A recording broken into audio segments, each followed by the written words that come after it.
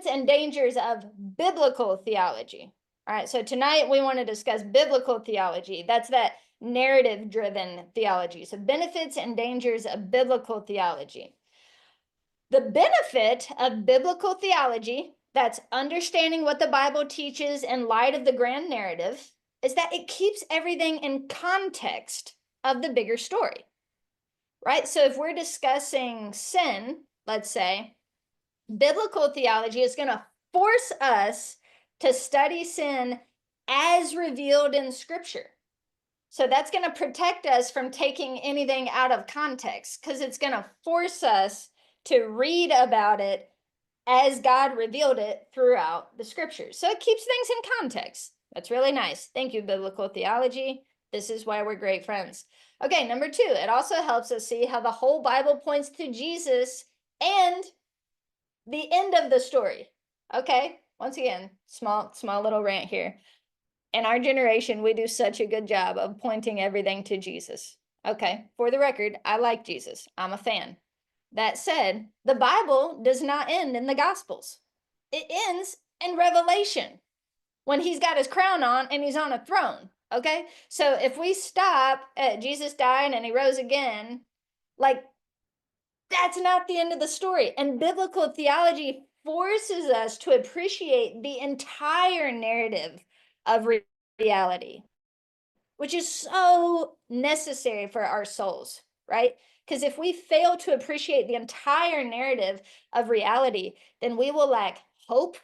We will also lack the full picture of who God is when he comes in his wrath and when he comes in ultimate culmination of his salvation. There's so much beauty all the way throughout the entire scriptural narrative, and biblical theology forces us to trace the whole thing so that we see all of reality and all of the beauty of God. So those are 2 reasons why biblical theology rocks. Okay, here's some things we need to be careful with biblical theology, okay?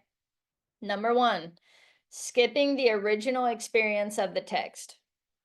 Okay, people can get so into the grand biblical narrative and how every text points to Jesus that they like hit that text like a little rock skipping across the pond. I mean, they just like tag that text and you're it, and then they run away and then they just preach the gospel. And it's like, bro, you didn't even preach that text.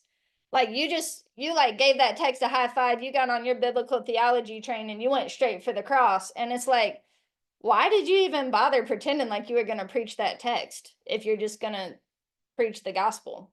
Like, so what a lot of teachers do is they say they're going to teach a text, they read it for like 2 minutes. For example, Abraham and Isaac. This is a true story. I heard a sermon once and they read the text and then they were like, yeah, Abraham, God tested Abraham and God provided a substitution, and that substitution pointed to Jesus. And then he talked about Jesus for the last 28 minutes of his 30-minute sermon. Now, let me ask you, did he really preach that text? No. No, he sacrificed Abraham and Isaac so he could preach the gospel. No pun intended. Okay, so like, yeah, we have to actually allow the text. We have to allow people to experience the text. Now, it was the author's intention that we would see that God provided a sacrifice. And it was the capital A author's intention that we would eventually see that that sacrifice pointed to Jesus, who was the only Son of God. And God did not spare his own son. That text should eventually point to Jesus. But if we allow biblical theology to rid the text of its power, then we've done something with scripture that God never intended. Okay, so don't get on the biblical theology train so quickly that you run over your text. All right, we want to show people how our text points to Jesus, but we want to actually enjoy and appreciate the text first, because think about it. Like, was the story of Abraham and Isaac completely useless until Jesus came? Right? Like, Jewish teachers were just like, I don't know what this is about. It's a weird story about a guy with like, no, it had meaning. It was really useful for like thousands of years, okay?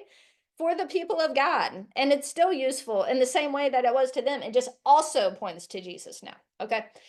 Number two, this is our second warning with biblical theology, is forcing connections that are not really there. Okay. So once again, everybody is like, hey, you know what? We see that all of scripture culminates in the person of Christ. And it's like, okay. And then they're like, so we're going to now take any random object or color or number in any text, and we will make sure that we twist this text into Jesus as quickly as we can get it there. Okay. Let me give you an example. This is, once again, true story here. Actually, I'm just going to say it was Charles Spurgeon, right? Everybody loves him. He's great. He had a cool beard. He's fine. He's not going to get his feelings hurt. This is what he did. You know how Samson, like, who was being a terrible garbage person, by the way, he like took that lion and he like, tore the lion apart, and then like bees were chilling out in the lion, and then he took the honey out from the carcass, which he's not supposed to touch dead stuff because he's a Nazarite, big no-no. So he took the honey out, and then he even shared it with his parents, right? So you're supposed to read that and think, wow, Samson is a loser, right? That's what that's what the original author wanted you to do. But when Charles Spurgeon, who was a little bit too excited about his biblical theological training, read that text, he said, and this should teach us that just as Samson pulled the sweet honey out from the dead carcass of the lion and even shared it with his family, that we should see Jesus, who has reached into death itself and brought out sweet salvation for all. Okay? Now, is that what the author wanted you to do with that text? No, he wanted you to think, wow, Samson is a loser. Okay? And now you made it about Jesus, so now everybody thinks you're holy, but actually you just butchered that text. Okay? So that's my second warning, is we don't want to force connections that are not there. Now, does Samson eventually point to Jesus? Yes, I think he does, right? Because he's a judge who was sent to deliver Israel, but instead he was this terrible person. And then he died. And at the end of Judges, it says, well, there was no king in Israel. And you're supposed to anticipate that, well, Samson was clearly a loser. Are we ever going to get a good king? And then David comes and he's good, but he's still not good enough. And Solomon comes, but he's good, but he's not good enough. And eventually all these failed leaders do point to Jesus. So there is a valid biblical theological theme of kingship that legitimately does lead us to the cross. But we have to make sure that we follow legitimate threads that are actually intentionally placed in scripture by God himself. And we don't just make up crazy connections to Jesus because you got excited about the gospel. So now you're willing to just brutalize the text so that you can preach Jesus. Okay. Don't do God favors and mess up scripture so you can preach the gospel. All right. Just read it like he intended. All right. So be careful of forcing connections that aren't really there. Hey, this is my cat Fancy. Did you know that Women Teach the Word has a free Bible study at www.womenteachtheword.com? You should go check it out.